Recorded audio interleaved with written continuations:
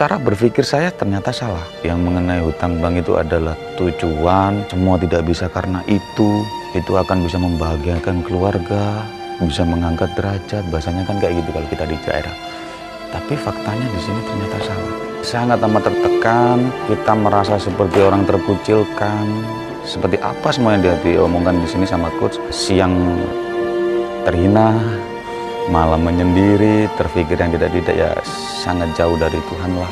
Saya mencoba mendekat, tapi itu semakin membuat kita menjauh seperti itulah kurang lebihnya. Tapi di sini saya sangat semangat sekali karena saya rasa saya kemarin merasa sendirian dan merasa tertekan. Saya pikir udah gede banget, ternyata banyak kawan-kawan di sini yang jauh gila-gilaan daripada saya. Depan saya pas itu 56 M, samping saya itu 140 M. Jadi saya merasa sangat bersemangat sekarang. Dan kawan-kawan saya yang segede itu aja masih bersemangat, apakah saya tidak bersemangat sekarang?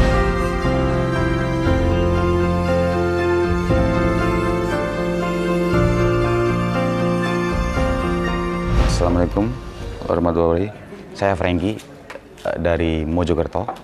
Saya bekerja di bidang konveksi hijab yang berjual di semua platform e-commerce. Semua platform e-commerce di Indo kita ada. Beberapa kali juga pernah kirim ke Singapura dalam program ekspor. Itu awal mula punya bisnis itu bagaimana? Itu adalah bisnis yang sebenarnya role modelnya kita survive dari COVID, Pak. Kita survive dari COVID, di era itu perpindahan digital sangat masif. Kita coba untuk berjualan di era teknologi yang maju, alhamdulillah dapatlah di situ. Itu modal sendiri atau bagaimana? Sebelumnya kita modal sendiri, Mas. Kita jual-jual, kita kumpulin dari kecil-kecil. Waktu itu saya masih ingat banget waktu perpindahan geser teknologi itu, otomatis pembelanjaan sangat masif, pembelanjaan orderan yang asalnya cuma 100-200 pieces jadi ribuan. Kita jual aset waktu itu, mobil. Kita jual mobil untuk itu. Alhamdulillah berhasil. Terus sampai dari hasil jual mobil tadi belum bisa mencukupi orderan kita. Dari situlah kita mulai berkenalan dengan yang namanya, yang baru saya tahu di sini ternyata itu adalah sebuah kesalahan. Awal berutang itu bagaimana, Pak? Awal berutang? Ya, kita dari overload ini sih, pesanan sih sebenarnya. Kita dari overload pesanan, kita panik dong di saat itu e-commerce sangat ketat banget dengan kebutuhan pemenuhan pesanan. Jadi mau nggak mau kita kadang sedikit tutup mata lah waktu itu. Dan kita juga belum ada informasi dan cukup ilmu lah di situ, Mas. Kurang lebihnya seperti itu. Awal berutang berapa, Pak? Kita pertama di 500, Pak. 500. Sekarang kita udah 3M. 3M. Itu utang apa, Pak? Jenis utangnya itu? Kita pertama kur. Yang dirasakan selama utang itu? Pertama seperti menjanjikan, Mas. Sangat menjanjikan. Kita mulai growth terusnya kita nambah karyawan, bangun tempat dan lain-lain. Ya sama seperti yang diterangkan kemarin sama coach itu, kita tiba-tiba jatuh begitu saja tanpa ada, di luar prediksi kita lah. Ya, saya baru tahu ternyata nggak bisa berkata-kata saya, Mas. Intinya saya ingin tobat lah sudah. Kan itu dari 500 juta sampai akhirnya 3 miliar. Terus apa yang dirasakan diri dan juga di lingkungan keluarga Bapak? Sangat amat tertekan, kita merasa seperti orang terkucilkan.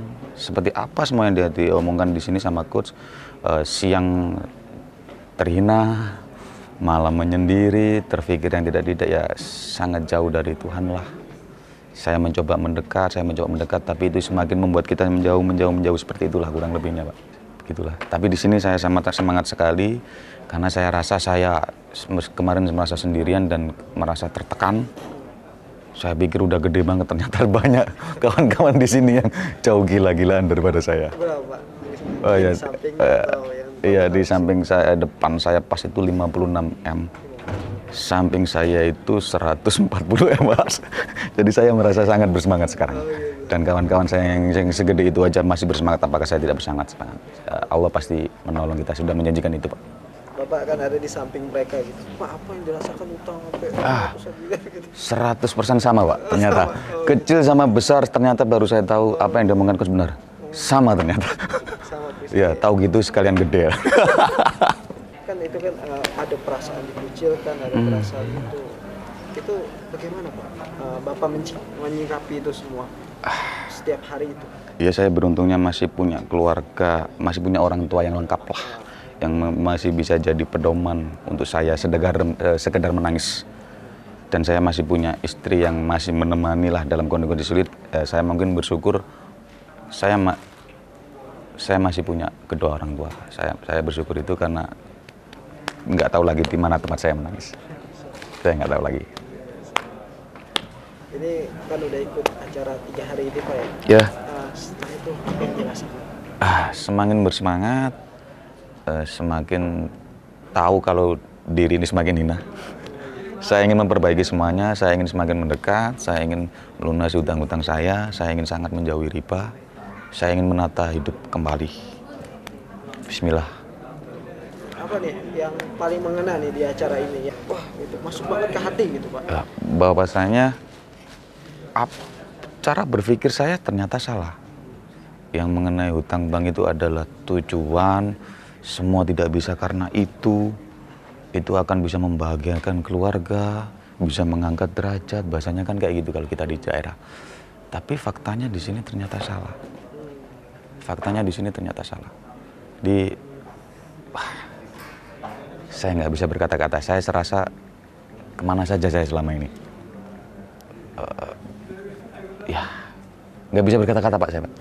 Yang jelas saya berterima kasih, saya sudah menemukan jalan ajaib Tuhan. Sekali lagi saya masih diberi kasih cintalah sama Tuhan, sama Allah. Saya masih disayang, saya masih bisa hidup, saya bisa sampai di sini.